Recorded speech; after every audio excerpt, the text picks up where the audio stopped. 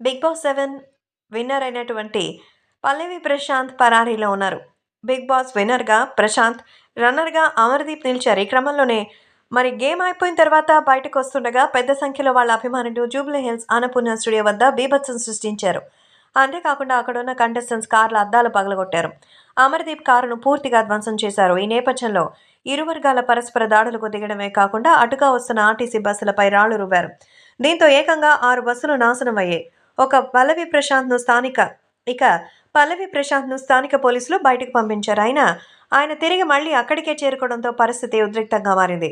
దీంతో పల్లవి ప్రశాంత్‌పై కేసు నమోదు చేశారు పోలీసులు. ఈ విషయం తెలుసుకున్న ప్రశాంత్ ఫోన్ ఆఫ్ చేసి ఎక్కడికో వెళ్లిపోయారు.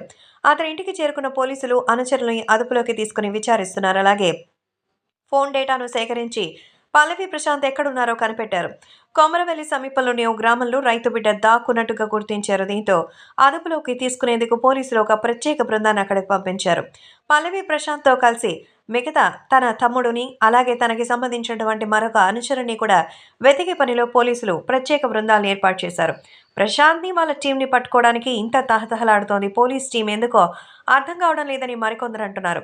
సెలబ్రిటీ విన్నర్ అయితే సెలబ్రేషన్స్ చేసుకుంటారు. ఒక సామాన్యుడు విన్నర్ అయితే జీర్ణించుకోలేకపోతున్నారా అంటూ మరికొందరు ప్రశాంత్ సపోర్టర్స్ చెప్తున్నారు. అసలు పోలీసుల ఉత్సాహం దేనికి? మరి సామాన్యుడు కాబట్టే ఆయన్ని ఇలా వెంటాడుతున్నారా? లేదంటే ఖచ్చితంగా ప్రశాంత్ యొక్క ఉనికిని చాటుకునేటువంటి ప్రయత్నంలో ప్రశాంత్‌కి ఇబ్బందులు ఎదురవుతోందా? ఏది ఏమైనా పల్లవి ప్రశాంత్ బ్యాక్‌గ్రౌండ్ లేదు కాబట్టి ఆయన ఇలా వేధిస్తున్నారంటూ ఆయన సపోర్టర్స్ అంటున్నారు. కానీ పోలీసులు మాత్రం తప్పంతా కూడా ప్రశాంత్‌దే అంటూ చెప్తున్నారు. ఈ విషయంలో నిజానిజాలు తెలియాల్సి ఉంది.